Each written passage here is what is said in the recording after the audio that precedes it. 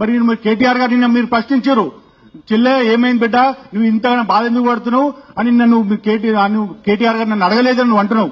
మరి నీతో 18 సంవత్సరాలు మేము నీతో ప్రయాణం చేసినాం. మమ్మల్ని మీ బిడ్డలు మీరు ఎప్పుడైనా మీరు ఎట్లా తింటున్నారు, ఎట్లుంటున్నారు, మీ వ్యవస్థ ఏంది, మీరు రాజకీయంగా ఆలోచన చేస్తున్నారు, డబ్బుల పరంగా ఏమైనా సంపాదించుకురా లేదా అనేది ఎప్పుడైనా మీరు మమ్మల్ని పిలిచి అడిగిన సందర్భం ఉందా అక్క? ఈ రోజు మీరు ఇంత వెల్ సెటిల్డ్ ఉన్నారు, 2 సార్లు ఎంపీ కంటెస్ట్ చేసిర్రు, 2 సార్లు ఎమ్మెల్సీ అయ్యారు. మీరు ఈ రోజు కేసీఆర్ కూతురుగా ఉన్నారు, మీకు ఆ గౌరవం ఉన్నది. మరి తెలంగాణ జాతీయ అధ్యక్షులుగా మీరు ఎట్లున్నారు? మీరు అందరూ కష్టపడితే మీరున్నారు. మీరు ఎప్పుడైనా మరి ఈ బిడ్డల్ని మరి తమ్ముళ్ళు మీరు ఎప్పుడైనా మీరు మంచిగా ఉన్నారా, ఎట్లా చేసినారు మీరు అడిగినాక? ఈరోజు కేటీఆర్ గారిని మీరు ప్రశ్నిస్తున్నారు. మరి మీరు ఎప్పుడైనా ప్రశ్నించుకున్నారా?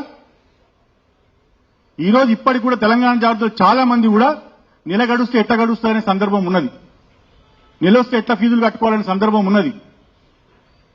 మరి ఇన్నేళ్ల కాలం 18 ఏళ్ల కాలం నీతో పాటు పనిచేస్తే మీరు మాకు ఇచ్చిన గుర్తింపు ఏంది, మీరు మాకు ఇచ్చిన భవిష్యత్తు ఏంది?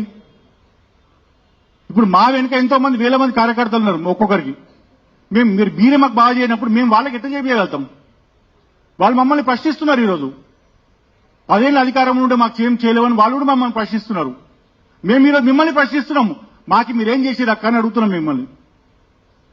ఇదేది సమాధానం చెప్పకుండా మీరు ఏదో కొత్త వాళ్ళతో నాయకులను తీసుకొని,